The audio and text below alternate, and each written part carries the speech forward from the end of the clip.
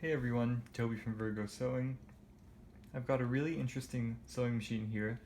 It's the Singer 24 chain stitch sewing machine, but it's the 24-55, which is an industrial version that has 2 needles and 2 loopers. So it makes what you might call a double chain stitch, like this here.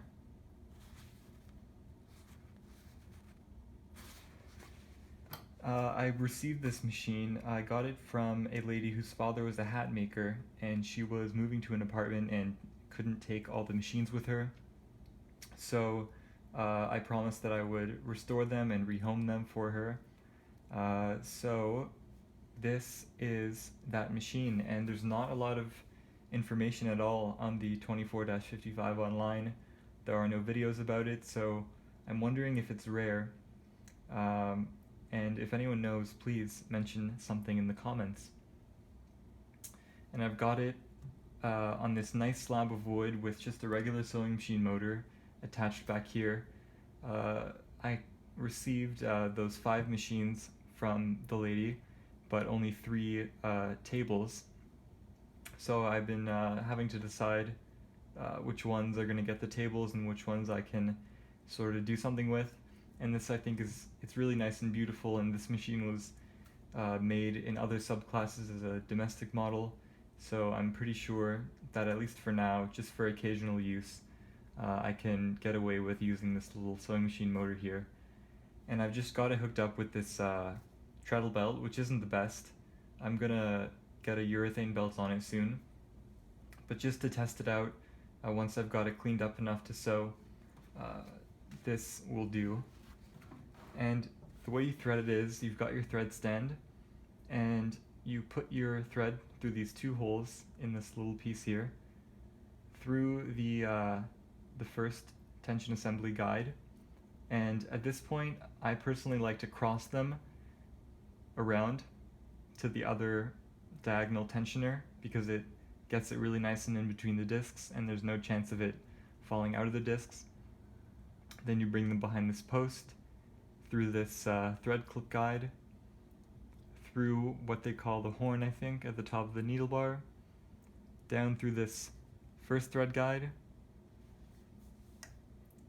then through these two tension discs and a spring in there,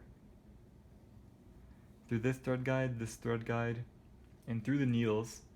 And the needles have scarves on the outsides, so you have to thread them both from the inside out. And to do that, I like to use a pair of tweezers.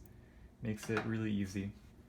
So I'm just going to give this machine a whirl and show you how nice it sounds.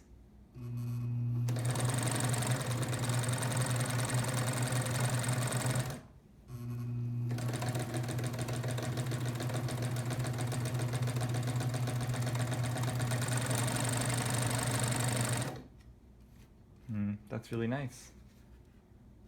And it does a really, really nice clean chain stitch. And so the way I believe that you finish is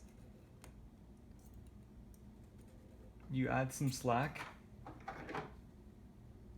pull it out from the bottom, and then just rotate and you pull out your work.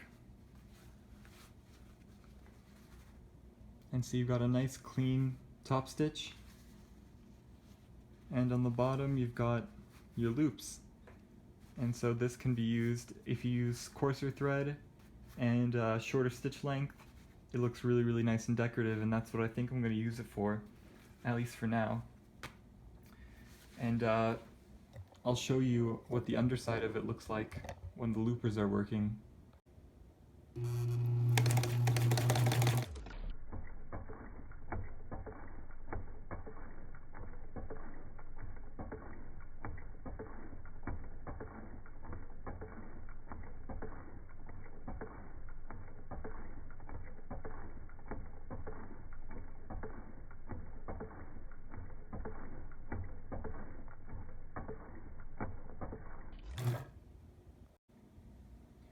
Thanks for watching.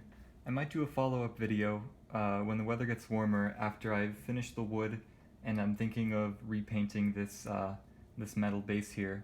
And once I have the proper belt and everything, and I've cleaned up the machine a little bit more, so stay tuned for that.